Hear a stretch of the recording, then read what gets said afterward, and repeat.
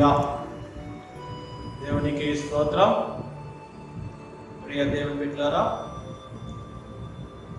ఈ రాత్రికాల సమయంలో విజ్ఞాపన కూడికలోనికి తీసుకొని వచ్చిన దేవదేవుని బట్టి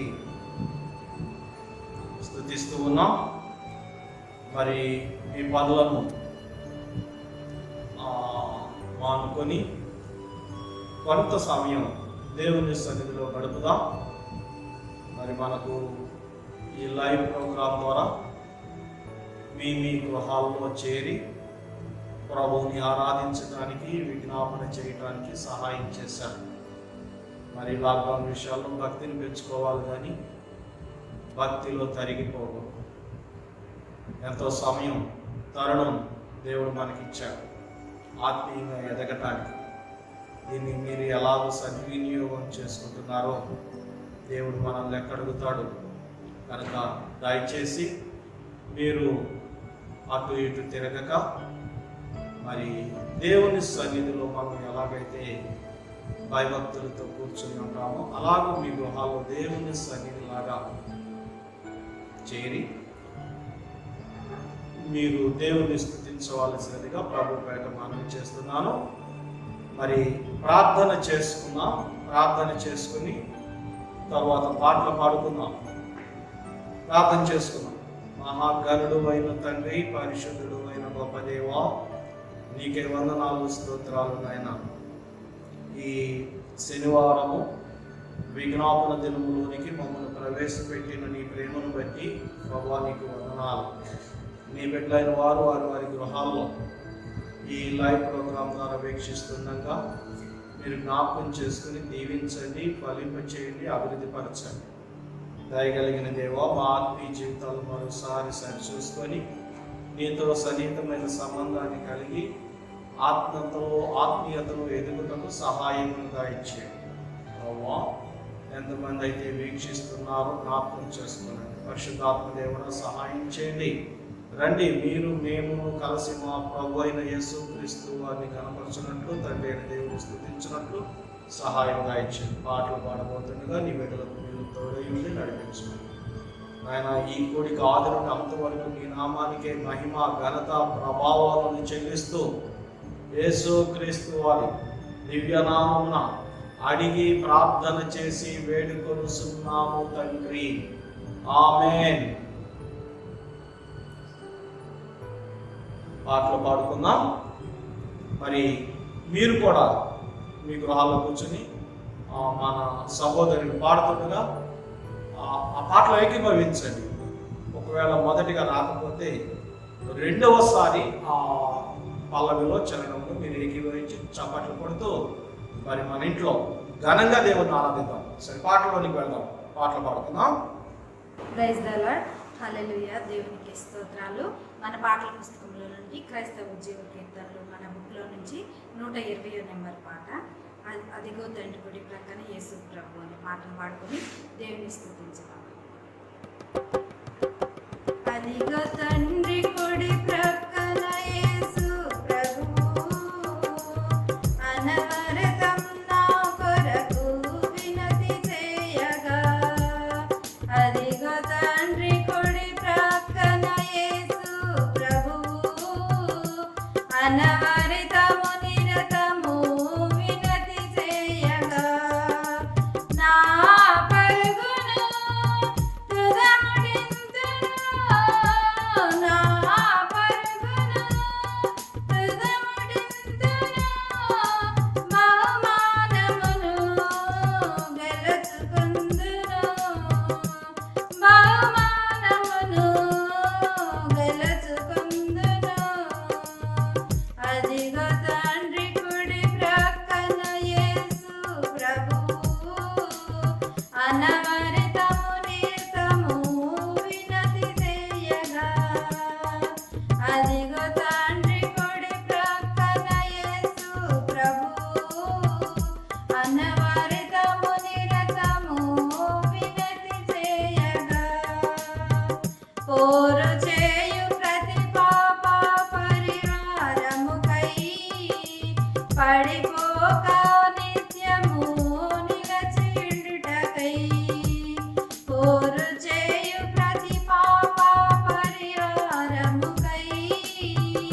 పడిపోక నిత్యము నిలచి ఉండటకై నా పరుగును తుదముటింతును, నా పరుగును తుదముటింతును, బహుమానమును గెలుచుకుందును, బహుమానమును గెలుచుకుందును.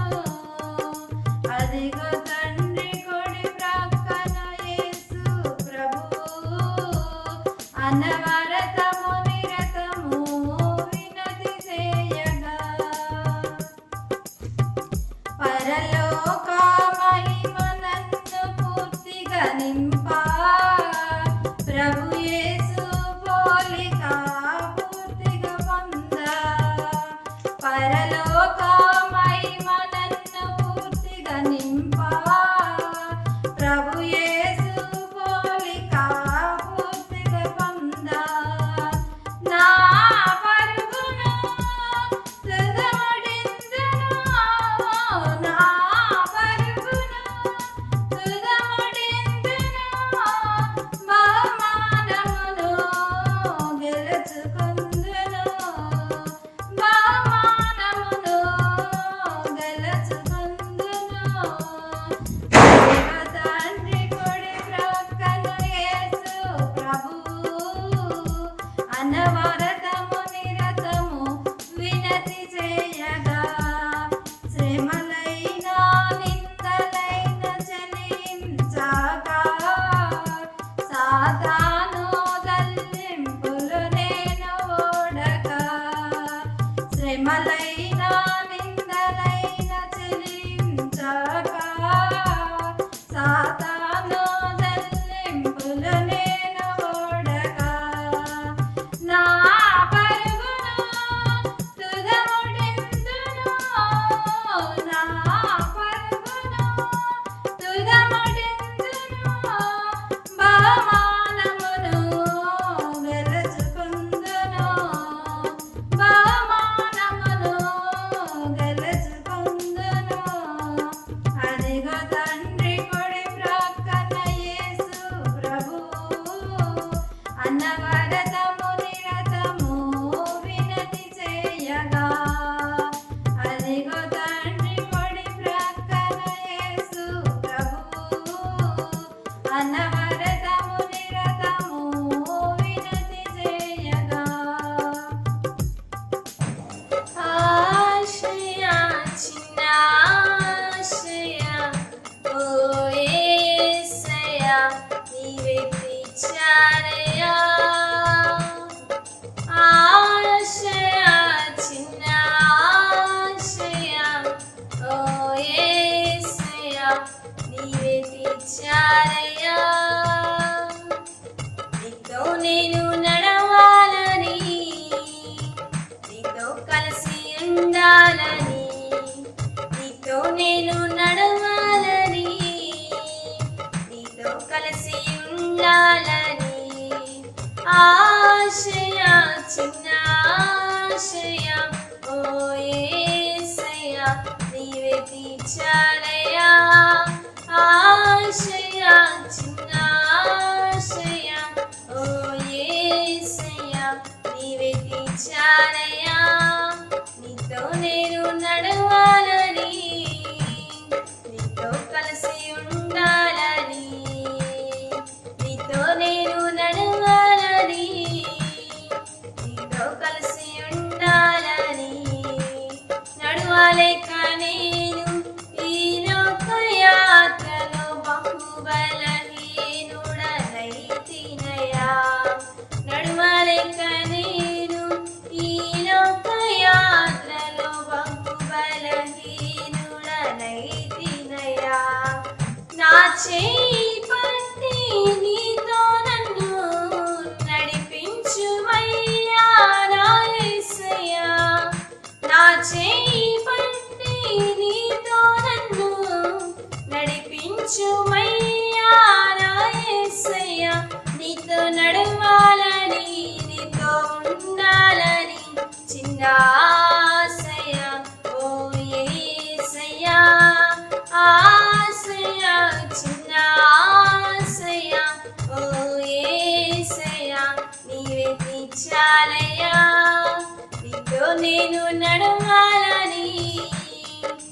నీతో కలిసి ఉండాలని, నీతో నేను నడవాలని, నీతో కలిసి ఉండాలని ఆశయ చిన్న ఆశయ ఓ యేసయ్య నీవే తీర్చాలయ్యా, ఆశయ చిన్న ఆశయ ఓ యేసయ్య నీవే తీర్చాలయ్యా, నీతో నేను నడవాలని, నీతో కలిసి ఉండాలని, నీతో నేను నడవాలని, నీతో కలిసి ఉండాలని పౌలును సౌలుగా మార్చిన నా గొప్ప దేవుడా, సౌలును పౌలుగా మార్చిన నా గొప్ప దేవుడా, నీలోని ప్రేమ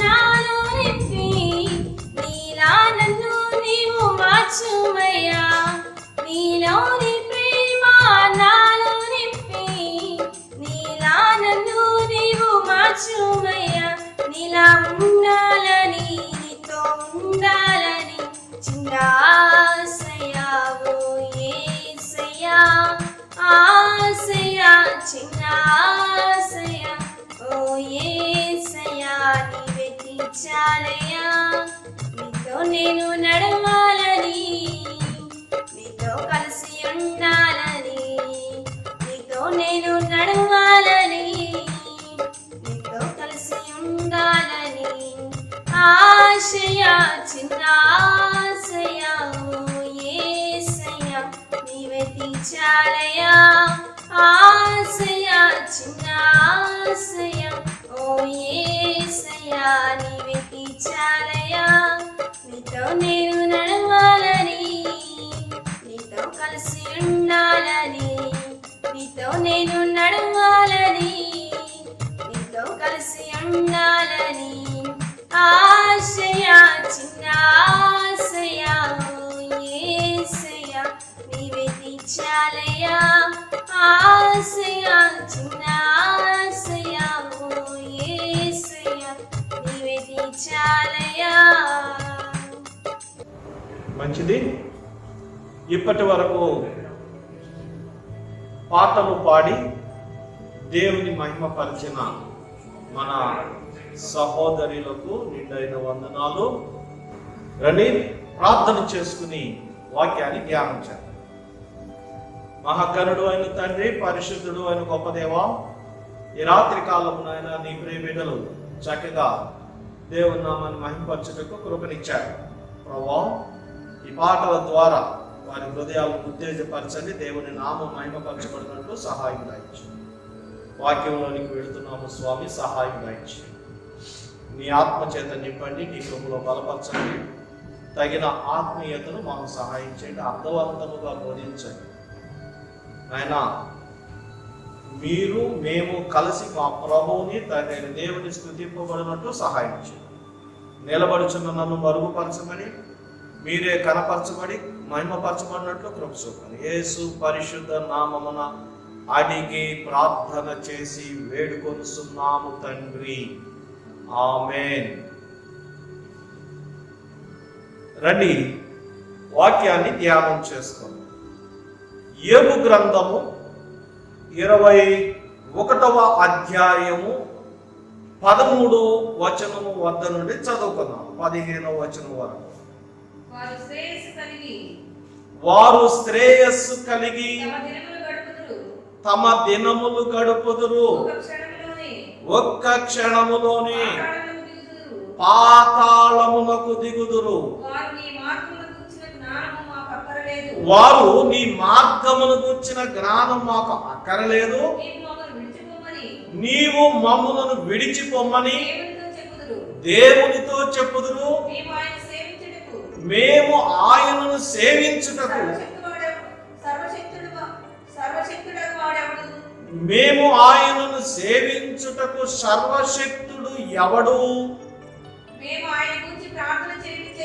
మేము ఆయనను గూర్చి ప్రార్థన చేయుట చేత మాకేమి లాభము? చూడండి, ఇందుకీ దేవుడు చదవబడిన వాక్యాన్ని దీవించునుగాక. ఈ రాత్రి కాలము యోబు భక్తుని జీవితమును గురించి మనం ధ్యానించాలి. ఇక్కడ వారు వారు వారు అని ఈ వచనములో రాసుకుంటూ వచ్చారు. ఇందుకి వారు ఎవరు? వారు అంటే 7వ వచనం చదవండి. వారు ఎవరు అనేది అక్కడ మనకు కనపడుతుంది. భక్తిహీనులు.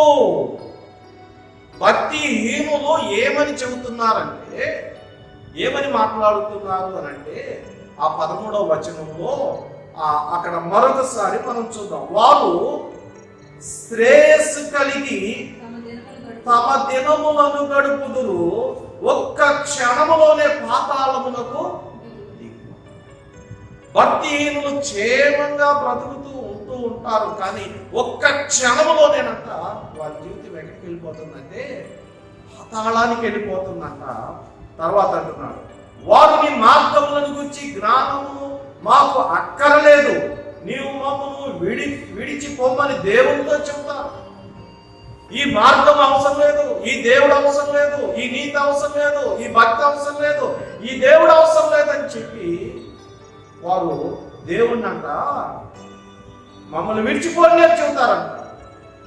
మేము ఆయన్ను సేవించుటకు సర్వశక్తి గలవాడు ఎవడు? మేము ఆయన కూర్చి ప్రార్థన చేయటం చేత మాకేమి ప్రయోజనం కలుగును? మేము ఆయన గురించి ప్రార్థన చేస్తే మాకేం ప్రయోజనం? మానవుడు ఏది చేసినా ప్రయోజనాన్ని వెతుకుతాడు. మానవుడు అంటున్నాడు, మేము ఆయనకు ప్రార్థన చేస్తే మాకు ప్రయోజనం ఏంటి? ప్రయోజనం ఏంటి? లాభం ఏంటి? ప్రార్థన చేస్తే మాకు లాభం ఏంటి అని మానవుడు ప్రశ్నిస్తున్నాడండి. ప్రశ్నిస్తున్నాడు మానవుడు ప్రశ్నిస్తున్నాడు. ప్రార్థన చేస్తే మాకు ప్రయోజనం ఏంటి అని. ఈ రోజున నేను మారు మనసు పొందినప్పుడు కొంతమంది నన్ను అడిగారు, మీకు ఫారిన్ నుంచి డబ్బులు వస్తాయి కదా, నీకు ఎంత లాభం అవుతుంది? నీకు ఎంత లాభము వస్తుంది? నువ్వు పనులు ప్రార్థనకి వెళ్తున్నావు అంటే మనుషుల దృష్టిలో ఎలాగుందంటే ప్రార్థనకి వెళ్తే డబ్బులు వస్తాయి, లాభం వస్తాయి అని మనుషుల దృష్టిలో ఉన్నది. ఈరోజు ఒక ఆయన అన్నాడు, మీ ప్రార్థనకు వస్తే మా పిల్లల్ని పోషిస్తారా? లేదండి, ప్రార్థన చేస్తాను. మరి లోన్లు ఏమైనా ఇప్పిస్తారా అన్నాడు. లోన్లు కూడా మాకు రావండి, తెలియదు వాటి గురించి. ప్రార్థన చేస్తే దేవుడు ఇస్తాడు. అట్లయితే మీ ప్రార్థనకి రావు అని అన్నాడు. ప్రార్థన చేస్తే ప్రయోజనం ఏంటి ప్రశ్నిస్తున్నాడు. జవాబు ఎక్కడుందో తెలుసా? రండి, మార్కు సువార్త 8వ అధ్యాయము 36వ వచనంలో మనకు కనపడుతుంది. మార్కు సువార్త 8:36.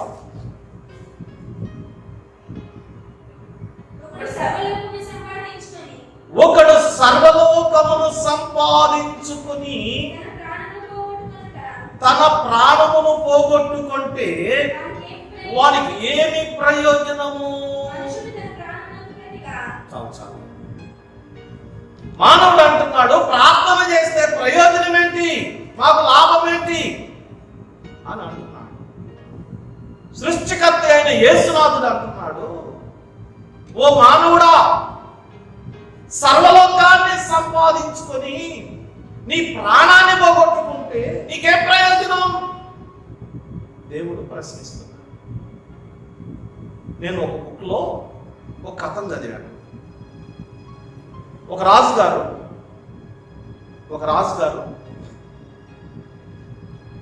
ఆ ఊరిలో ఒక దండోరా వేయించాడు. ఏమనంటే, మీరు ఈ ఉదయకాలమున ఇదిగో నేను ఫలానా స్థలంలో కూర్చుంటాను, మీరందరూ ఈ స్థలం దగ్గరికి రండి. సూర్యుడు ఉదయించినప్పటి నుండి మరలా ప్రొద్దుగూకేంత వరకు మీరు ఎంత దూరం అయితే పరిగెత్తి ఆ ప్రొద్దుగూకే లోపల నేను కూర్చున్న స్థలం దగ్గరికి వస్తారో అంత భూమి నేను మీకు ఇచ్చేస్తాను. అర్థమైందా? నా దగ్గర నుండి బయలుదేరి మీరు ఎంత దూరం పరిగెత్తుకుని సాయంత్రం ప్రొద్దుగూకే లోపల మళ్ళా తిరిగి నా ఎద్దుకు వస్తే మీరు ఎంత దూరం అయితే వెళ్ళారో అంత దూరం నుండి వచ్చినంత వరకు ఈ భూమిని నీకు ఇచ్చేస్తాను అని చెప్పారు. ప్రజలందరూ వచ్చారు. ప్రజలందరూ వచ్చి ఏం చేస్తున్నారంటే, ఉదయాన్నే లేచిక రాజు గారు ఆర్డర్ వేశారు కనుక రాజు గారు చెప్పిన ప్రకారంగా పరిగెడుతున్నారు. 4 దిక్కులు పరిగెడుతున్నారు. తూర్పు, ఉత్తరం, పడమర, దక్షిణం దిక్కులకు 4 దిక్కులు పరిగెడుతున్నారు. కొంతమంది కొంత దూరం వెళ్ళి ఆగిపోయారు, కొంతమంది ఇంకొంత దూరం వెళ్ళి ఆగిపోయారు, మరి కొంతమంది ఇంకొంత దూరం వెళ్ళి ఆగిపోయారు, మరి కొంతమంది ఇంకొంత దూరం వెళ్ళి ఆగిపోయారు. చివరికి 6 మిగిలారు. ఎంతమంది? 6 మిగిలారు. ఈ 6 పరిగెడుతూ ఇక పొద్దుపోతేటప్పటికి తిరిగి రాజుగారి దగ్గరికి బయలుదేరదామని చెప్పి ఆ పరిగెడుతుంటే 4 ఆగిపోయారు. అన్నట్టు 2 మిగిలిపోయారు. 2 మిగిలిపోతే అందులో 2 పరిగెడుతుంటే ఒకడు ఆగిపోయాడు. అయిపోయింది వాడి పరిస్థితి. ఇంకొంది ఎవరు? ఒక్కడ మిగిలాడు. ఆ ఒక్కడు పరిగెడుతున్నాడు, ఓపిక తెచ్చుకుంటున్నారు. ప్రజలందరూ చూస్తున్నారు.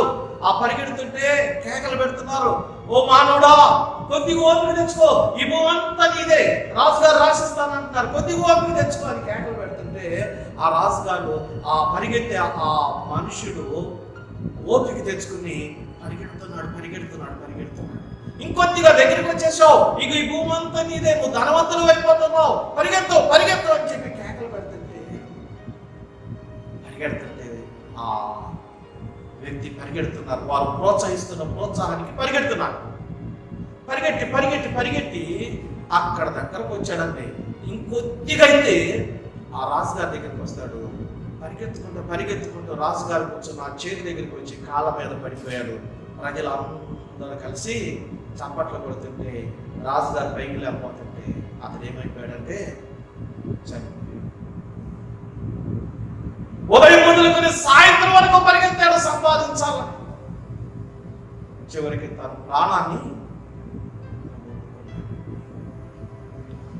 ప్రాణాన్ని పోగొట్టుకున్నాడు. సర్వలోకాన్ని సంపాదించుకున్న వాడి ప్రాణాన్ని పోగొట్టుకుంటే వాడికి ఏం ప్రయోజనం?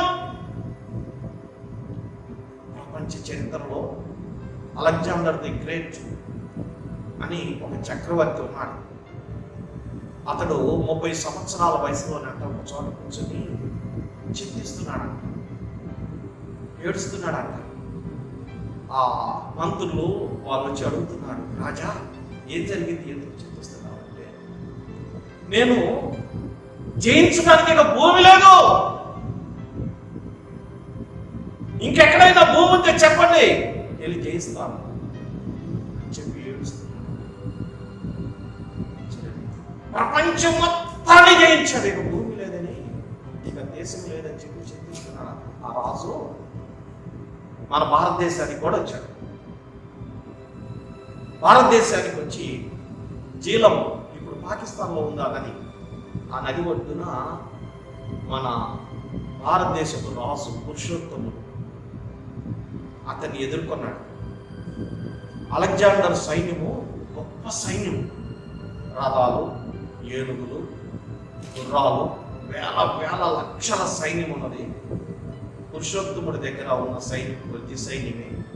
అలెగ్జాండర్ ప్రపంచాన్ని జయించి దేశం మీదకి వస్తున్నాడని తెలిసి ఎక్కడ అధైర్యపడక పురుషోత్తముడు ఏం చేశాడు అంటే ఎదుర్కొనడానికి వెళ్ళాడు, జయించుకోవడానికి. అయితే ఆ యుద్ధంలో పురుషోత్తముడు ఓడిపోయాడు. రాజుగారు ఏం చేశారంటే ఆ అలెగ్జాండర్ గారు ఆజ్ఞాపించాడు, మనల్ని ఎదుర్కొన్న రాజును పట్టి తీసుకురండి అన్నాడు. ఆ రాజును పట్టి బంధించి తీసుకొచ్చాను. అలెగ్జాండర్ గారి ఎదురుగా నిలబెట్టాను. నిలబెట్టినప్పుడు అడుగుతున్నాడు, రాజా, నీవు నా పాదములు పట్టుకుని క్షమాపణ అడిగితే నీకు నీ రాజ్యాన్ని తిరిగి ఇచ్చేస్తాను, నేను వెళ్ళిపోతాను అంటే, నేను చావనైనా చస్తాను కానీ పాదాలు పట్టుకోను. రెండవసారి చెబుతున్నా, నేను సావనైనా చస్తాను కానీ నేను పట్టుకోను. మూడవసారి నీకు అవకాశం ఇస్తున్నా, నేను పట్టుకోను. వెంటనే రాజు అన్నాడు, శబాష్, రాజుకు ఉండవలసినది అదే, నీ రాజ్యాన్ని నీకు ఇచ్చేస్తున్నా, తీసుకో అని చెప్పి అలెగ్జాండర్ తిరిగి ప్రయాణమై వెళుతున్నాడు. వెళుతూ ఎటు వెళుతున్నాడంటే ఐగుప్తు మీదుగా వెళ్ళాలి వారి దేశానికి. ఐగుప్తు దగ్గరికి వెళ్ళేటప్పటికి చలి జ్వరం వచ్చింది. రాజు వైద్యులు అతన్ని వైద్యం చేస్తున్నారు. ఆ రోజుల్లో ఇంత టెక్నాలజీ లేదు, ఇంత మెడిసిన్ లేదు. చలి జ్వరం వచ్చింది. చలి జ్వరం ఎందుకు వచ్చింది? దోమ కుట్టుట వల్ల. ఆ దోమ ఏ దోమ అంటే ఆడదోమ. అది పగలు కుట్టే దోమ వలన రాదు. ఈ దోమ రాత్రులు కుడుతుంది. ఈ దోమ కుట్టింది. ఆ దోమ కుట్టుట వలన అతనికి ఏమొచ్చిందంటే చలి జ్వరం వచ్చింది. రోజు మెడిసిన్ వాడుతున్నారు. అది జ్వరం తగ్గకపోగా ఏమైందంటే దినదినము ఎక్కువ అవుతుంటే రాజు వైద్యులు అందరూ కలిసి గుసగుసలు ఆడుకుంటుంటే రాజుగారికి అర్థమైంది, ఎవరు చెబితే ఎవరు చంపేస్తాడా అని చెప్పి భయపడిపోతున్నారు. అప్పుడు రాజుగారు అన్నాడు, రాజు వైద్యులారా రండి, నేను మిమ్మల్ని ఏం జరిగిందో చెప్పండి అని చెప్పినప్పుడు వాడు భయపడుతూ రాజా, చక్రవర్తి, మీరు ఇక బ్రతక, ఈ జ్వరము తగ్గదు అని తేల్చేసేటప్పటికి బాబు బాధపడి రాజుగారు ఏం చెప్పాడు తెలుసా? తన మంత్రిని పిలిచి, మంత్రి గారు, నా 4 కోరికలు ఉన్నాయి, నా 4 కోరికలు తీర్చాలి. ఏంటి రాజా? నా శవపేటికను రాజవైద్యులు పోయారు, ఒకటి. రెండవది, శవపేటికను తీసుకెళ్లేటప్పుడు పూలు చల్లుతారు, పూలు చల్లొద్దు. వజ్రాలు, వైడూర్యాలు, మణులు, మాణిక్యాలను చల్లండి. మూడవది, నా చేతులు శవపేటికకు హోల్ చేసి బయట పెట్టండి. నాలుగవది, మీరు వెనకొచ్చేవారు రాజు ఒట్టి చేతులతో వచ్చాడు, ఒట్టి చేతులతో వెళ్తున్నాడని ప్రకటించాడు అని 4 కోరికలు చెప్పాడు. ఎందుకు రాజవైద్యులు మొయ్యాలి అన్నాడంటే, వైద్యులు ప్రాణాన్ని కాపాడలేరు, ధనధాన్యాలు మనిషిని బ్రతికించలేవు. ఒట్టి చేతులతో వచ్చాను, ఒట్టి చేతులతోనే వెళుతున్నాను అని సందేశాన్ని ప్రజలకు చెప్పాలి. సర్వలోకాన్ని జయించాడు కానీ తన ప్రాణాన్ని కాపాడుకోలేకపోయాడు. ఈ రోజున మన కాలగతులు ఆయన స్వాధీనంలో ఉన్నాయి. మనము ప్రాణము ఆయన స్వాధీనంలో ఉన్నది.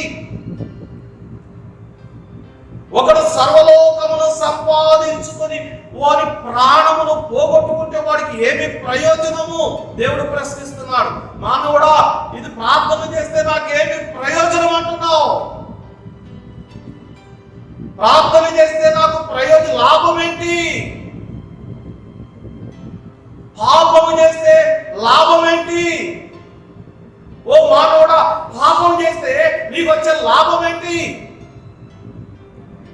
పాపము మనిషిని అవమానపరుస్తుంది. పాపము మనిషిని తలదించుకునేటట్టు చేస్తుంది. పాపము మనిషిని బలహీనపరుస్తుంది. పాపము మనిషిని కృంగదీస్తుంది, నెమ్మది లేకుండా చేస్తుంది, శాంతి లేకుండా చేస్తుంది, సమాధానం లేకుండా చేస్తుంది, ఆరోగ్యం లేకుండా చేస్తుంది, హృదయంలో వేదన కలుగు చేస్తుంది, ఒంటరితనం కలుగు చేస్తుంది. పాపము ప్రయోజనం అనుకుంటున్నావు, పాపము సంతోషం అనుకుంటున్నావు. పాపము నిన్ను పట్టుకుంటుంది, పాపము నిన్ను వేదన గురి చేస్తుంది, పాపము నిన్ను అవమానానికి తీసుకెళ్తుంది, హేళనకు తీసుకొని వెళుతుంది, నీ తల్లిదండ్రులను ఆ నిందకు తీసుకొని వెళుతుంది. పాపంతో ఆటలాడకు, పాపం జోలికి వెళ్ళవద్దు. మానవుడా, ప్రార్థన చేస్తే ప్రయోజనం అడుగుతున్నావు, పాపం చేస్తే ప్రయోజనం ఏంటి?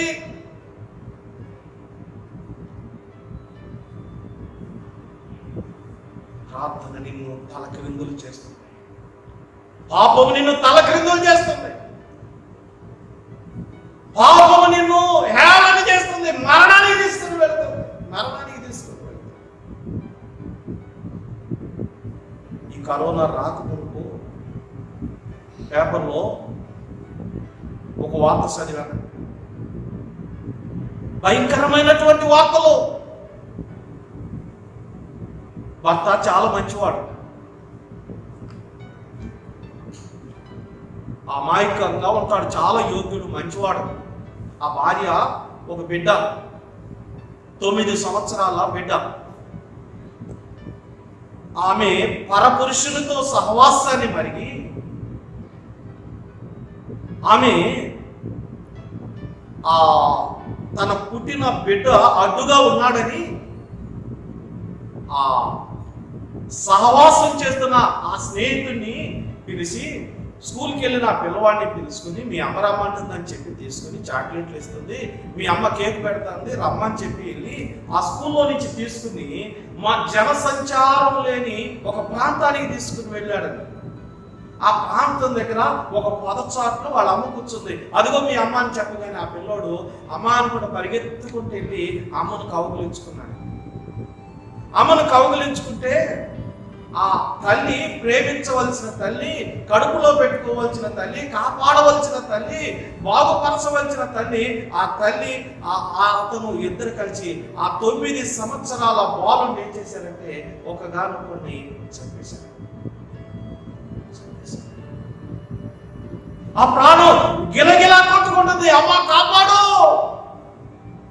అమ్మా నన్ను వదిలిపెట్టు, ఎందుకు నన్ను ఇలా చేస్తున్నావు, చచ్చిపోతున్నానని కేకలు వేస్తున్నా. కరుణించని ప్రేమ. పాపము పట్టుకుంది, పాపం పట్టుకుంది. ఈ రోజున పాపం చేస్తే ప్రయోజనం అనుకుంటున్నావు, పాపం నేను పట్టుకుంటుంది, వేదనకు గురి చేస్తుంది, మరణానికి తీసుకుని వెళుతుంది, అవమానానికి తీసుకుని వెళుతుంది, నాశనానికి తీసుకుని వెళుతుంది, జీవితాన్ని తలక్రిందులు చేస్తుంది, తలక్రిందులు చేస్తుంది జీవితాన్ని. ఈ రోజున ప్రార్థన చేస్తే లాభం ఏంటని ప్రశ్నిస్తున్న మానవుడా, పాపం చేస్తే ప్రయోజనం ఏంటి? దేవుడు అడుగుతున్నాడు, ఒకడు సర్వలోకమును సంపాదించుకొని వారి ప్రాణమును పోగొట్టుకుంటే వారికి ఏమి ప్రయోజనము? అండి, మన ఆశయం ఏంటంటే ప్రార్థన చేస్తే, ప్రార్థన చేయటం వలన లాభము ఏంటి? ప్రార్థన చేస్తే నాకు లాభం ఏంటి అడుగుతున్న మానవుడా, దేవుడు బోధించిన 2 మాటలను చెప్పి నేను ముగిస్తాను. దేవుడు చెప్పమన్న 2 మాటలను చెప్పి ఆ యోబు గ్రంథంలో ఉన్న ఆ ప్రశ్నకు ఆ ఆన్సర్ ఎక్కడ ఉందంటే కొత్త నిబంధనలో మనకు కనపడింది. రండి, 1 తిమోతిలకు రాసిన పత్రిక 4వ అధ్యాయము 8వ వచనాన్ని చదువుదాం. తిమోతిలకు రాసిన 1 పత్రిక 4వ అధ్యాయం 8వ వచనం.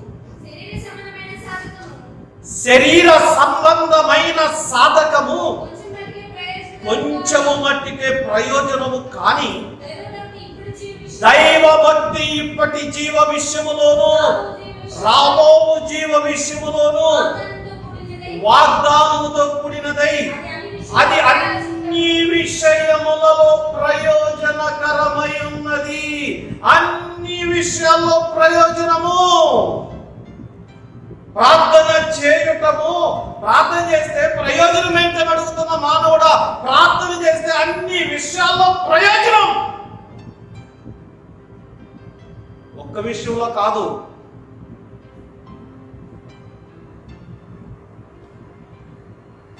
2 విషయాల్లో కాదు, 10 విషయాల్లో కాదు, అన్ని విషయాల్లో, ఈ జీవితంలో కానీ రాబోతున్న జీవితంలో కానీ వాగ్దానంతో కూడుకున్నది అన్ని విషయాల్లో అది ప్రయోజనకరమైనది. ప్రయోజనకరమైన ప్రార్థన పట్టుకుని ప్రయోజనకరమైన దాన్ని విడిచిపెట్టి పాపం వెంబడి పరిగెడుతున్నావా? నీకు మేలు చేసే దాన్ని విడిచిపెట్టి శాపాన్ని తీసుకొచ్చే దాని కొరకు ప్రాకులాడుతున్నావా? దీవించే దాన్ని విడిచిపెట్టి అయోగ్యమైన దాని వెంబడి మరణాన్ని తీసుకొచ్చే దాని వెంబడి పరిగెడుతున్నావా? ఈ రాత్రి కాల సమయంలో ఎంతమంది లైవ్ లో ఈ యొక్క వాక్యాన్ని వినుచున్నారో, దేవుని బిడ్డ, ఈ రాత్రి దేవుడు నీతో సూటిగా మాట్లాడుతున్నాడు. నీ హృదయాన్ని, ఈ రాత్రి నీ హృదయాన్ని తెరు. ప్రయోజనకరమైన దేవుణ్ణి విడిచి ప్రయోజనము లేని నిష్ప్రయోజనమైన వాటి వెంబడి పరిగెడుతూ ప్రార్థన ప్రయోజనం లేదనుకుంటున్నావు, సమయం వ్యర్థమనుకుంటున్నావు, భక్తి వ్యర్థమనుకుంటున్నావు. సాతాను నిన్ను పట్టి ఉన్నాడు. ఈ మధ్యాహ్న కాల సమయమందు జ్ఞాపకం చేసుకో. ఈ రాత్రి కాల సమయమందు జ్ఞాపకం చేసుకో. దేని వెంబడి పరిగెడుతున్నావు? ఈ రాత్రి దేవుని నిన్ను అడుగుతున్నాడు సూటిగా. చూడండి, నా యవన కాలంలో నేను రక్షణ మారు మనసు పొందేటప్పటికీ 30 సంవత్సరాలకు నేను మారు మనసు పొందాను. 30 సంవత్సరాలు కరెక్ట్గా నేను 30 సంవత్సరాలప్పుడు మారు మనసు పొందాను. నా కొరకు నేను మారు మనసు పొందాలని ప్రార్థన చేస్తున్నారు. ఆ ప్రార్థన వ్యర్థం కాలేదు. రక్షణ పొందిన తర్వాత నా జీవితంలో అమూల్యమైన యవన కాల దినాలను 30 సంవత్సరాలు నేను వ్యర్థం చేసుకున్నాను అని చెప్పి బాధపడదు దినం లేదు. ఇంకా ముందుగా నేను తెలుసుకుంటే ఇంకా నేను భక్తులతో నేను ఏకీభవించేవాడిని అని. రోజున ప్రార్థన ప్రయోజనం.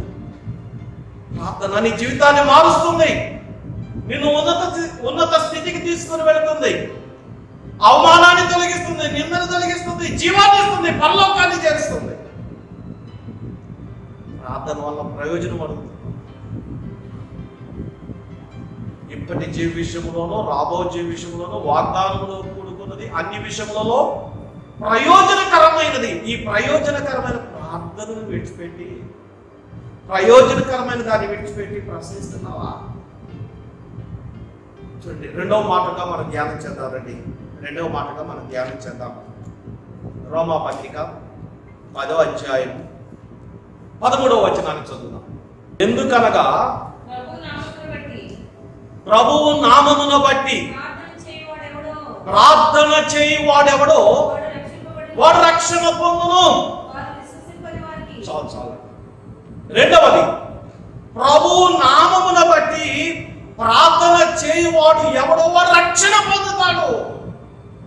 వాడు మరణము నుండి తప్పిస్తాడు, నిత్య నరకము నుండి తప్పించబడతాడు, నిత్య నాశనము నుండి దేవుడు తప్పించబడతాడు. అగ్ని ఆరదు, పురుగు చావదు, ఆ యుగాలు కాలుతూ ఉండవలసిందే.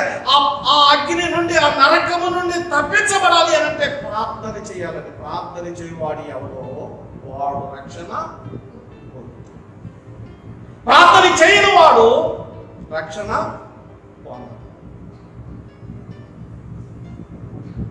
మానవుడా, ప్రార్థన చేస్తే ప్రయోజనం ఏంటి అని అడుగుతున్నావు. ప్రార్థన చేస్తే నీ బ్రతుకు మారుతుంది, ప్రార్థన చేస్తే నీ జీవితం మారుతుంది, ప్రార్థన చేస్తే నీ సమస్త జీవితాన్ని మార్చివేయగలిగిన వాడు దేవుడు. చార్లెస్ ఫిన్నీ గారు ఒక చోట 4 రోజులు మీటింగ్లు పెట్టారంటే, అయితే ఆ ప్రార్థన ఆ వాక్యం చెప్పిన తర్వాత ఒక వ్యక్తి వచ్చి అన్నాడట, అయ్యగారు రేపు ఉదయం 8 గంటలకు మా ఇంటికి రాగలుగుతావా? అని అడిగారంట చార్లెస్ ఫిన్నీ గారు. అడిగితే ఆ వ్యక్తి అన్నాడంట, ఆ అయ్యగారు అన్నారంట, ఓకే నేను రేపు ఉదయం మీ ఇంటికి 8 గంటలకు వస్తానండి అన్నారంట. వెళ్ళిపోయిన తర్వాత ఆ మీటింగ్ కాంటాక్ట్ చేసిన ఆ ప్రజలందరూ వచ్చి, అయ్యా అయ్యా వచ్చిన ఆయన నిన్ను ఏమడిగాడు అన్నాడు. రేపు ఉదయం 8 గంటలకు రమ్మన్నారంటే వాళ్ళ ఇంటికి. అయ్యా ఆ ఇంటికి వెళ్ళొద్దు, నీ దండం పెడతావు, వెళ్ళొద్దు, నువ్వు మాట ఇస్తే ఇచ్చావు, నువ్వు మాకు కావాలి, దేశానికి కావాలి, నీ బోధలు కావాలి, నువ్వు కావాలి, వెళ్ళొద్దు అని చెప్పి ప్రాధేయపడుతుంటే ఆ భక్తుడు అన్నాడంట, నేను మాట ఇచ్చాను, ఇల్లు వస్తానని చెప్పి 8 అవుతుంది బయలుదేరి వెళ్ళాడు. ఆయన ఎదురు చూస్తున్నాడంట ఇంట్లో ఉండి. ఎదురు చూస్తూ ఉండేటప్పటికి ఆ ఇంటికి వెళ్ళి తలుపు కొట్టాడు. తలుపు కొట్టగానే తలుపు తీశాడు. ఆయన ఎదురుగా దండ పెట్టి చూస్తూ ఉన్నాడు. రండి పిన్ని గారు, చార్లెస్ పిన్ని గారు రండి, అందుకునే కావాలి, ఈ ప్రజలు వెళ్ళొద్దన్నా నేను వచ్చాను, ఇదే నా చివరి రోజు అనుకుని ఆయనతో చూస్తున్నాను. అయ్యా మీరు వాక్యం చూద్దు, ప్రార్థన చేస్తే ఎంతటి పాపినైనా మారుస్తానన్నాడు అని మీరు చెప్పారు కదా అన్నాడు. అవునయ్యా, ప్రార్థన చేస్తే ఎంతటి పాపినైనా దేవుడు మార్చలేని వాడు భూమి మీద లేడు. నిజమేనా నువ్వు చెప్పిన మాట అంటే, అబద్ధం చెబుతున్నావు నువ్వు? కాదయ్యా, నిజమే, నువ్వు చెబుతున్న మాట వాస్తవం. అయితే రండి లోపలికి రండి అని చెప్పి ఒక గదిలో తీసుకున్నాడు. గదిలో తీసుకెళ్ళి, ఇదిగో ఈ స్థలములో ఎంతో మందిని నేను త్రాగబోర్పించేవాడిని. ఎంతో మంది స్త్రీలు, పిల్లలు, తల్లులు అల్లాడిపోయేవారు, కన్నీరు కాచేవారు, వారి జీవితాలు పాడైపోయాయి, బ్రతుకులు రోడ్డును పాలైపోయాయి, ఏడ్చేవారు. క్షమించాలి, ఇదిగో ఇక్కడ చీట్ ర్యాకులు పెట్టించి ఆటలాడించేవాడు. వాళ్ళ జీవితాలకు ఉద్యోగాలు చేసి పనులు చేసి వచ్చే వాళ్ళ డబ్బు ఏది ఇంటికి వెళ్ళదు, వాళ్ళ జీవితాలు భ్రష్టత్వం అయిపోయాయి. అయినా క్షమిస్తాను. అట్లయితే ఇంకొకటి, నా భార్యను అడ్డొస్తే రాడ్లు కాల్చి నా భార్యను కాల్చాను, నా కూతుర్ని ఆ చేతుల మీద, నడుము మీద, వీపుల మీద కాల్చేశాను. వారు నా చిత్రహింసలకు తట్టుకోలేక నన్ను విడిచి వాడు పారిపోయారు.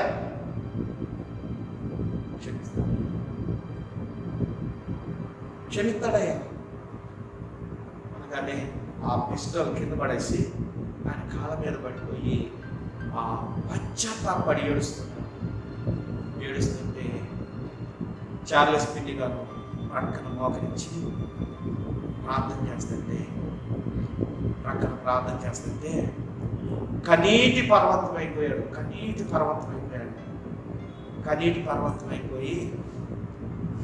ఆ ప్రార్థన అయిపోయేటప్పటికీ తన హృదయంలో ఉన్న భారం, 100 కేజీల పైన ఉన్న భారం అంతా బయటికి పోయింది. అంతతో చేసింది లేకపోతున్నాయ్యా, నా భారం అంతా పోయింది, నెమ్మది వచ్చిందయ్యా. ఇంతకు ముందు ఎన్నడూ ఈ నెమ్మది చూడలేను. ఈ భారం, నా హృదయంలో ఇంత భారాన్ని దేవుడు తీసేశాడు, ఇంత భారం పోయిందంటే. ఆ పశ్చాత్తాపంతో ఆ తండ్రి ఆ ప్రక్క ఊరికి తన భార్య బిడ్డల దగ్గరికి వెళ్ళేటప్పటికి తన కుమార్తె బయట నీరు తీసుకొస్తుంది. తల్లి పని మీద ఉన్నది. కుమార్తె తండ్రిని చూసి భయపడిపోయింది. పరిగెత్తుకుంటూ తల్లి దగ్గరికి వెళ్ళిపోయి, అమ్మా నాన్న వచ్చేసాడు అనగానే వాళ్ళ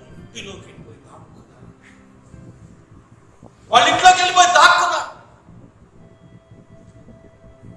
ఈ మారిన ఈ వ్యక్తి ఆ మేడపైకి వెళ్ళి మోకరించి కానీ ఇటుతో ప్రార్థన కన్నీటితో ఆ యొక్క సమస్త ఆ వేదనతో భారంతో ప్రార్థన చేస్తున్నారు. చాలా చేపు అయిపోయింది, లోపల వారు బయటికి రావట్లేదు. కొంత సమయం అయిన తర్వాత కుమార్తె అమ్మ కూతురు అమ్మా బయటికి వెళ్ళి చూస్తాను. తలుపు తీసి తొంగి చూస్తే సరే పైకి వెళ్ళి చూస్తాను. ఆ పైకి వెళ్ళి చూసేటప్పటికి వాళ్ళ నాన్నగారు కన్నీటితో ప్రార్థన చేస్తూ వేదనతో భారంతో ప్రార్థన చేస్తుంటే ఆ కాళ్ళ చప్పుడు ఆయనకి వెంబడి ఆ కన్నీటిలో ఆ కన్నీరు కాలుతున్న ఆ కళ్ళ నుండి కుమార్తె చూసి హృదయం బద్దలైంది. అమ్మా రానా, నేను మీ నాన్న పిలుస్తున్నా రానా అని కేకలు వేస్తుంటే ఆ పిల్ల భయపడిపోయి తల్లి దగ్గరికి పరిగెత్తుకుంది. వీళ్ళు తల్లికి చెబుతుంది, అమ్మా నాన్న ఇంతకు మునుపులాగా లేడు, కన్నీరు కారుతున్నాడు, రమ్మంటున్నాడు. వెళ్ళేదా ఏమోనమ్మా అంటే అయినా వెళ్ళొస్తా అని చెప్పి పైకి వెళ్తే తండ్రి అంటున్నాడు, రామ్మా ఒక్కసారి రామ్మా అని చెప్పి పిలుస్తుంటే భయంగా ఆ తండ్రి దగ్గరికి వెళ్తే ఆ మోకాళ్ళ మీద ఉన్న ఆ తండ్రి ఆ పాదాలు చూసి, అమ్మా నా కుమార్తెవైన నిన్ను, నా కడుపులో పెట్టుకోవలసిన నిన్ను ఈ కాళ్ళను కాల్చానమ్మా, ఈ చేతులు కాల్చాను, నీ శరీరాన్ని కాల్చాను,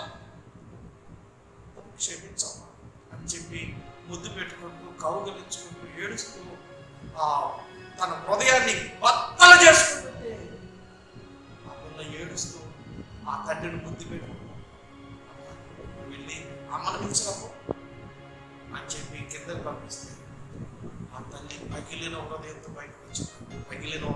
బయటకు వచ్చి ఆ ముగ్గురు కౌగిలించుకుని, నేను మారిపోయాను, నా బ్రతుకు మారిపోయింది, నా జీవితం మారిపోయింది, ఇదిగో నేను ఆ దాసుడు వాక్యాన్ని విని నా బ్రతుకును మార్చుకున్నాను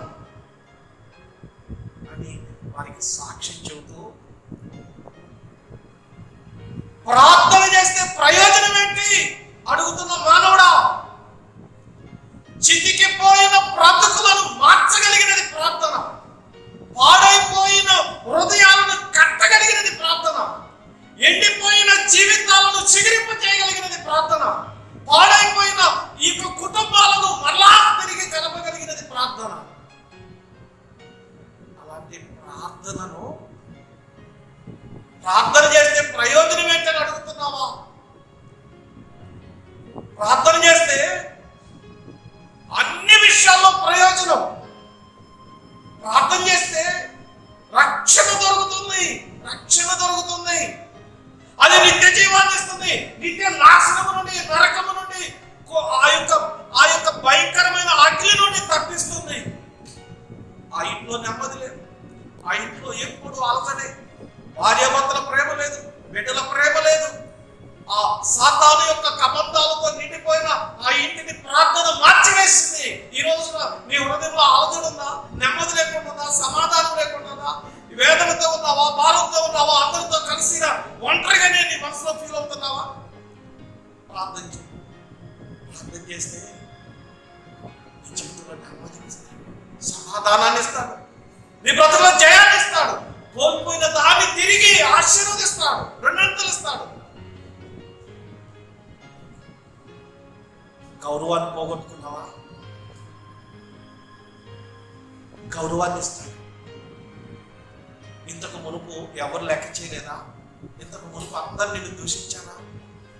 అందరు నిన్ను హేళన చేశారా? అందరు నిన్ను తోలనాడారా? అందరూ చీయనుకున్నారా? ఎక్కడైతే నువ్వు అవమానపరచబడ్డావో, నిందించబడ్డావో, హేళన చేయబడ్డావో, లెక్క లేకుండా తృణీకరించబడ్డావో, అక్కడే నీ తలను దేవుడు పైకెత్తువాడు, అక్కడే నిన్ను ఘనపరిచేవాడు, అక్కడే నిన్ను వాడుకునే దేవుడు. ఈ మధ్యాహ్న కాల సమయంలో సిలువ వేయబడిన యేసుక్రీస్తును ప్రకటిస్తున్నాం.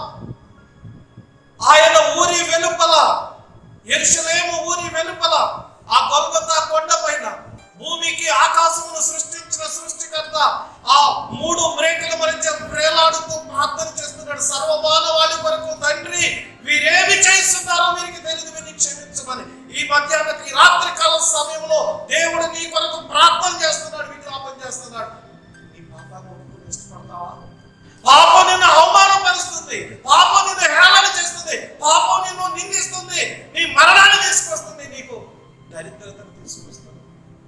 ప్రార్థన నిన్ను ఐశ్వర్యవంతుని చేస్తుంది, ప్రార్థన నిన్ను గొప్పవాడిగా చేస్తుంది, ప్రార్థన నిన్ను రక్షిస్తుంది.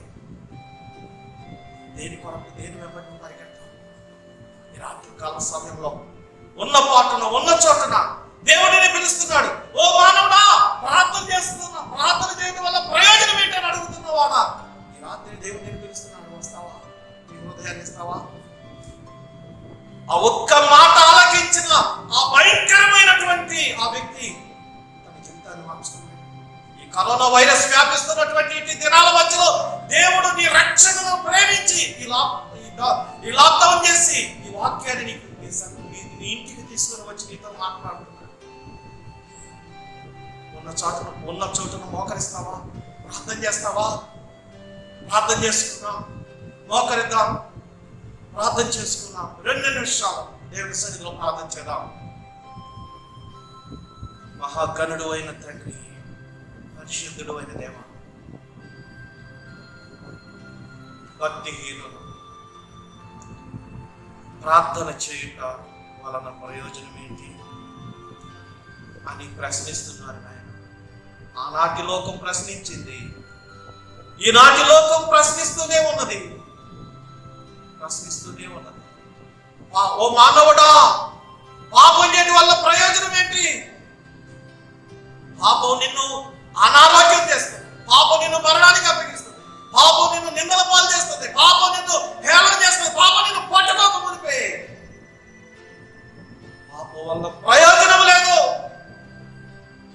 వేదన్ని కలుగుతుంది. ఒకడు సర్వలోకమును సంపాదించుకుని వాడి ప్రాణమును పోగొట్టుకుంటే వాడికి ఏమి ప్రయోజనము? వాడికి ఏమి ప్రయోజనం? ఈ రోజున ఈ లోకములోనికి ఏమీ తీసుకురాలేదు, ఏమీ తీసుకుని పోలేదు. ఈ లోకాన్ని సంపాదించుకుని నీ ప్రాణాన్ని పోగొట్టుకుంటే ఏం ప్రయోజనం? ఎక్కడికి వెళ్తావు? నిత్య నరకానికి వెళ్తావా? యుగ యుగాలు అగ్ని ఆరదు, పురుగు సావదు. ఈ రాత్రికాలం తీర్మానం చేసుకో. ఉన్న చోటన పాపినని పశ్చాత్తాపం, వేదన పడు. ఆ తండ్రి ఎలాగైతే పశ్చాత్తాపడ్డాడో, పాపినని ఒప్పుకొని సంతోష సమాధానంతో రక్షణ పొందాడో, ఇదే రక్షణ దినం, అనుకూలమైన సమయం. ఇష్టపడతావా? ప్రార్థన చేయడం వలన అన్ని విషయాల్లో ప్రయోజనకరము. ప్రార్థన చేసిన వాడు రక్షణ పొందును. అన్ని విషయాల్లో ప్రయోజనంగా ఉండాలంటే, అన్ని విషయాలను ప్రయోజకుడిగా ఉండాలంటే, అన్ని విషయాలను రక్షణ పొందాలంటే, జీవం పొందాలంటే, జీవాధిపతి దగ్గరగా ఉండాలి అంటే ప్రార్థన చేయాలి. హృదయంలో దుష్టునికి తావు లేకుండా సహాయం చేసుకో. ఈ వాక్యం నిన్ను బ్రతికిస్తుంది. మహాగణుడు అయిన తండ్రి, పరిశుద్ధుడు అయిన దేవా, ఈ మధ్యాహ్న కాలం, ఈ రాత్రి కాల సమయంలో ఈ తిన వాక్యాన్ని నేను గట్టి ఫలిపించి మా ప్రియుల కుటుంబాల మీద దర్శించి, ఇంకా రక్షణ లేని వారికి, మారు మనసు లేని వారికి, ఆయా ఇంకా పాపమును వెంబడిస్తూ పాపంలో జీవిస్తున్న నీ బిడ్డలను నాయన మార్పు చెంది నూతనత్వం పొంది రక్షణ పొందడానికి సహాయం చేయండి దేవా. లైవ్లో వీక్షిస్తున్న నీ బిడ్డలందరినీ దర్శించుకున్నాము. నెమ్మది, శాంతి, సమాధానం దయచేసి ఈ కరోనా వైరస్ నుంచి విడుదల దయచేయండి అయ్యా. దీని కొరకు మరి ప్రభుత్వం వారిని జ్ఞాపకం చేసుకోనండి. మరి అలాగనే మెడికల్ డిపార్ట్మెంట్ వారు కానీ, పోలీస్ డిపార్ట్మెంట్ వారు కానీ, మరి పారిశుద్ధ్య కార్మికులు కానీ, వాలంటీర్ వ్యవస్థలు కానీ మీరు దర్శించండి అయ్యా. ఆర్థిక వ్యవస్థలు కుప్పగొలిపోయినాయి నాయన, సహాయం చేయండి. దినదినము ఈ వైరస్ వ్యాప్తి చెందుతుంది నాయన, దాని బలమును బలహీనపరచండి నాయన. ఈ యొక్క భయంకరమైన స్థితి నుంచి విడిపించండి. పేద సేవకులను మీరు పుట్టండి. పేద ప్రజలకు తగిన ఎక్కడ పస్తులునక ఆహార సదుపాయాలు మీరు సహాయం చేయండి. జ్ఞాపకం చేసుకుని దీవించుకోవచ్చు. వాక్యాన్ని కట్టుకోవచ్చు. యేసుక్రీస్తు వారి పరిశుద్ధమైన నామమున అడిగి ప్రార్థన చేసి వేడుకొనుచున్నాం తండ్రి. మంచిది. రేపు ఉదయం 10 గంటలకు ఆదివారం లైవ్ లో మరలా తిరిగి కలుసుకున్నాం. చక్కని మెసేజ్ మరలా రేపు ఉదయం మనం ధ్యానం చేద్దాం. తెలిసిన వాక్యాన్ని దీవించను కాక.